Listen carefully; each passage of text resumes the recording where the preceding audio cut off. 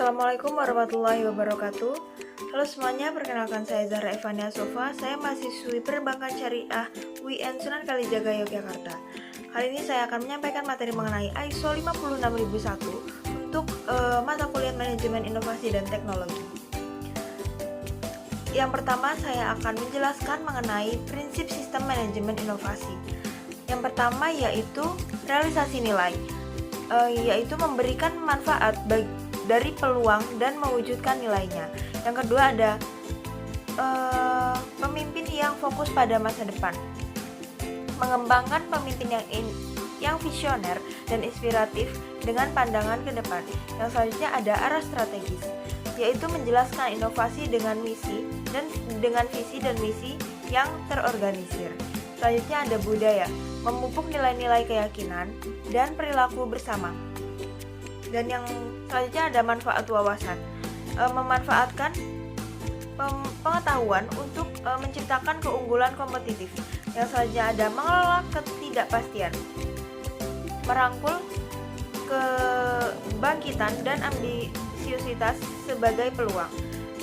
Selanjutnya ada kemampuan beradaptasi, yaitu menanggapi perubahan, kondisi dan persyaratan. Dan yang terakhir ada pendekatan sistemik, mengelola inovasi menggunakan perspektif sistem. Lalu yang akan saya sampaikan yaitu mengenai sistem manajemen inovasi. Sistem manajemen inovasi yaitu sekumpulan elemen yang saling berhubungan dan berinteraksi dengan tujuan untuk mewujudkan nilai, baik nilai finansial maupun non-finansial. Nilai diwujudkan melalui proses inovasi yang sistematis dan berulang untuk mengidentifikasi peluang, menciptakan dan memvalidasi konsep, serta mengembangkan dan menerapkan suatu solusi bagi pengguna, pelanggan, dan pihak berkepentingan lainnya. Selanjutnya yaitu ada klausa. Klausa yang pertama yaitu ruang lingkup, klausa yang kedua yaitu acuan normatif, yang ketiga yaitu istilah dan definisi, yang keempat yaitu konteks organisasi, dan yang kelima ada kepemimpinan, yang keenam ada perencanaan, yang ketujuh ada dukungan, yang kedelapan ada operasi, dan yang kesembilan ada evaluasi kinerja, dan yang terakhir adalah peningkatan. Selanjutnya ada context of organization.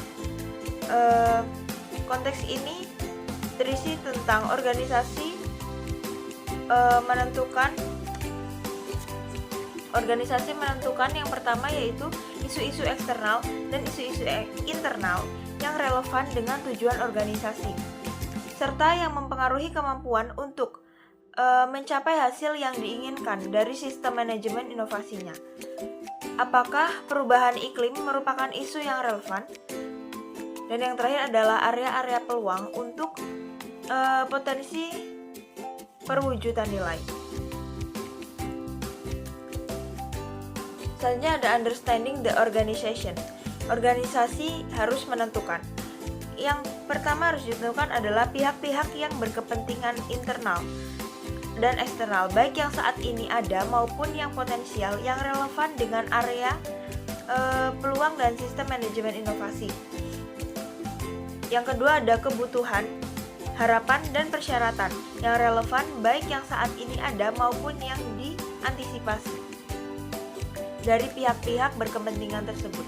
Dan yang terakhir ada kebutuhan, harapan, dan persyaratan mana yang akan dipenuhi melalui sistem manajemen inovasi. Selanjutnya ada determining